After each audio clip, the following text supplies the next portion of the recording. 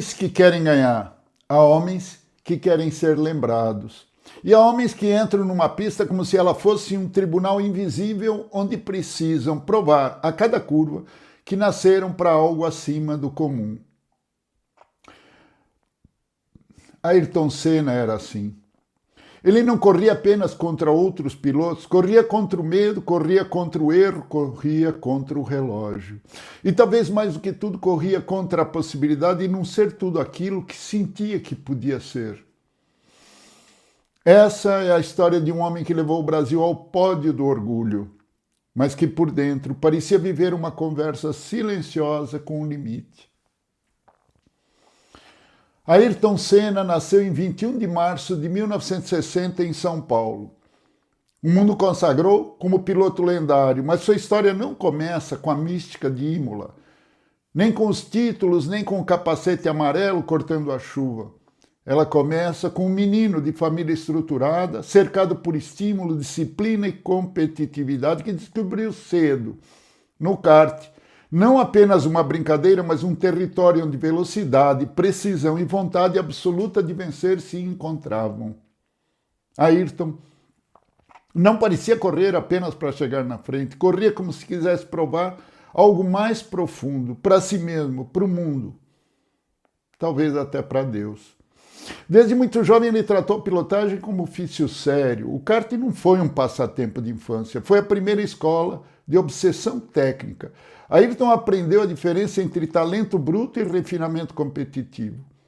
Venceu no kart sul-americano, tentou o salto para o cenário internacional e, como tantos brasileiros talentosos, percebeu cedo que o caminho para o topo europeu exigia mais do que habilidade.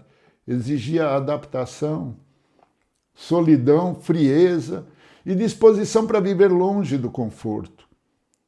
A travessia para a Inglaterra, onde amadureceu nas fórmulas de base, foi também uma travessia de identidade. O garoto promissor precisava se transformar em profissional implacável. Quando chegou à Fórmula 1, Senna não demorou a mostrar que não era apenas rápido, era diferente. A temporada de estreia em 1984, especialmente a atuação histórica na chuva em Mônaco, apresentou ao mundo um piloto que parecia enxergar aderência, onde os outros só viam risco. Não era apenas coragem. Havia uma combinação rara de sensibilidade, agressividade calculada e leitura quase intuitiva das condições da pista. Ayrton não gostava apenas da corrida, gostava do combate, e era justamente isso que o tornava fascinante e ao mesmo tempo incômodo para adversários e dirigentes. Mas a lenda de Senna não se constrói apenas na velocidade, ela se aprofunda na rivalidade, especialmente com Alain Prost. Ali o esporte vira dramaturgia pura. O piloto cerebral contra o piloto incendiário, o estrategista contra o guerreiro da volta perfeita. O europeu consolidado contra o brasileiro que queria não apenas entrar no topo, mas reordená-lo à força. Ayrton ganhou 3 campeonatos mundiais, em 1988, 1990 e 1991. Somou 41 vitórias, 65 poles. Mas esses números por si só não explicam seu tamanho. O que o tornou mito foi a sensação de que, quando entrava no cockpit, ele não administrava a corrida, ele a atacava.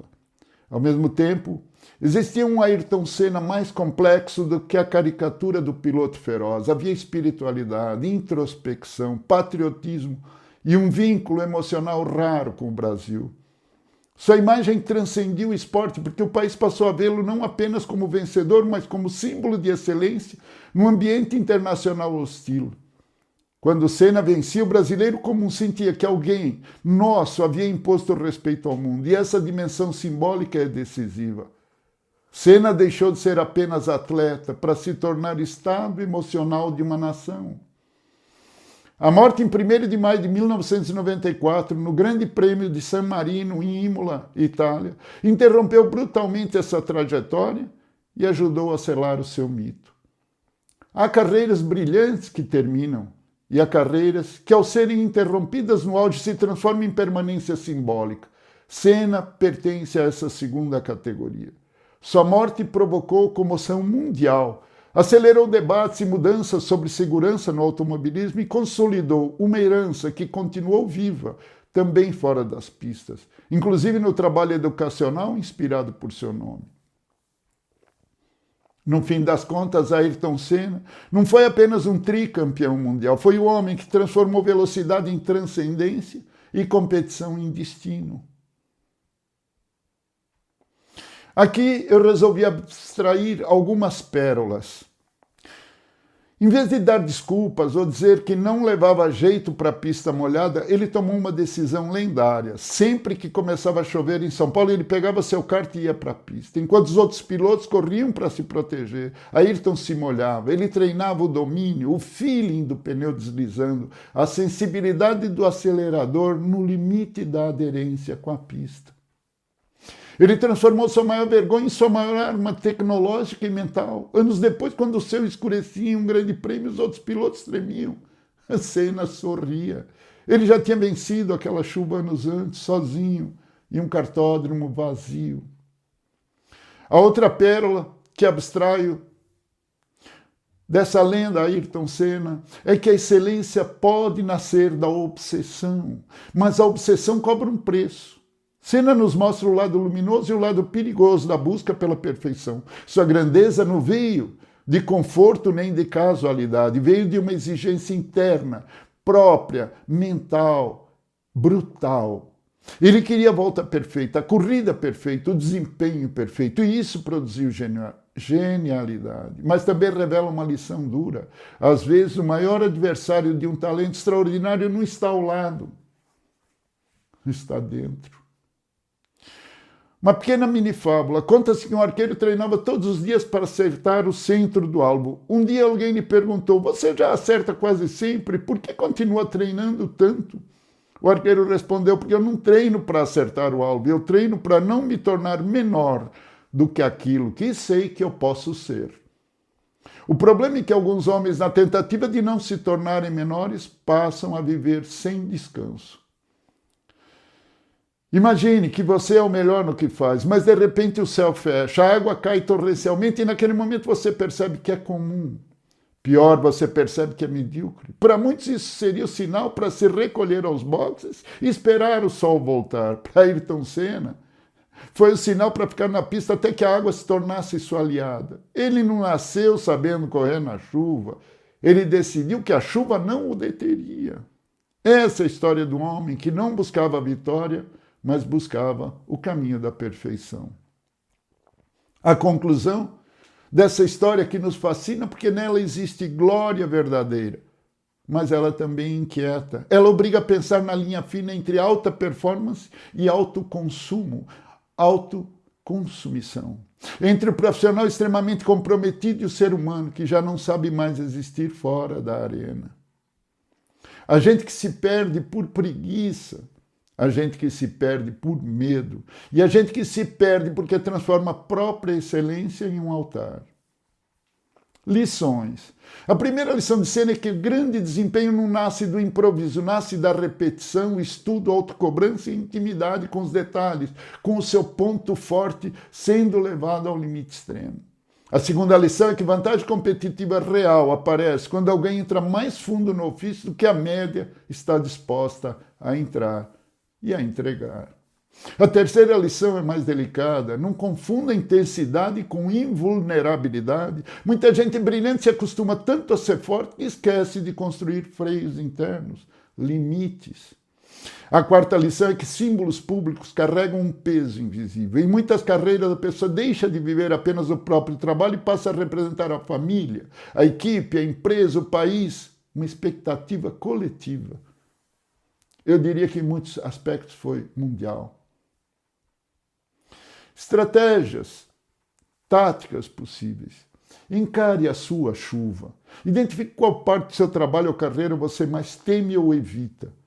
É ali que reside seu maior potencial de diferenciação. A obsessão pelo detalhe. Senna conhecia cada parafuso do carro. Na carreira, conhecer as ferramentas técnicas e os processos ocultos é o que te salva na hora da crise. Visualização antecipada. A tal visualização mental que eu tanto falo. Assim como Tesla, Senna mentalizava as voltas. Pratique a visualização do sucesso e dos possíveis problemas antes de entrar em uma corrida importante, seja uma reunião, um projeto, uma venda, uma parceria de negócios. Resiliência sob pressão. O erro é um dado. O que define a lenda é o que ela faz no minuto seguinte ao erro. Eu diria que diante dos percalços da vida e dos problemas, o teu destino está nas suas mãos à medida que você responde às barreiras e aos problemas que surgem inesperadamente.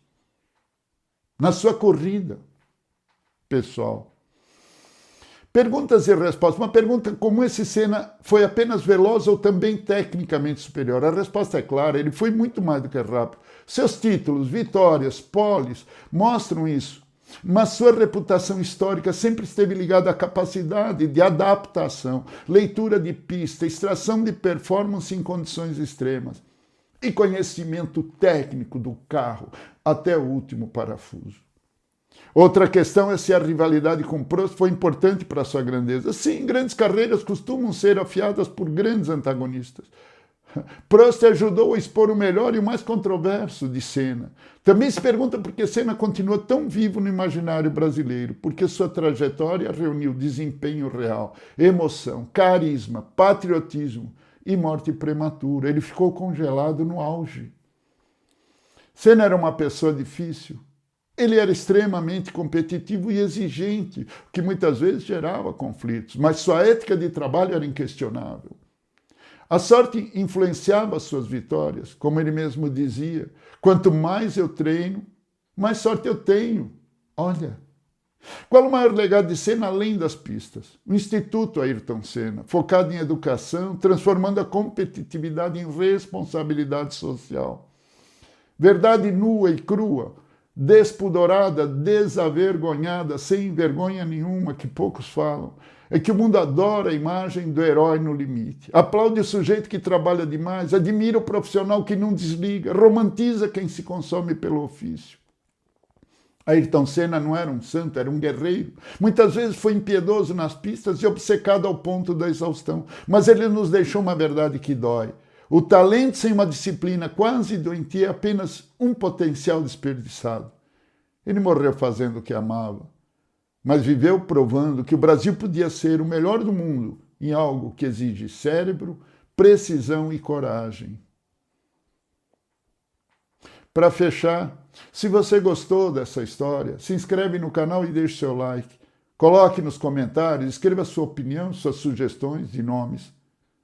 E lembre-se, buscar o máximo de si é nobre. Você não entregue a própria alma ao altar da performance. Eu não tenho ídolos, mas tenho admiração por trabalho, dedicação e competência. Isso, em Senna, era notável. Exemplo. Aproveite seu dia e procure ser feliz. Seja feliz. E até o próximo Casos e Carreira.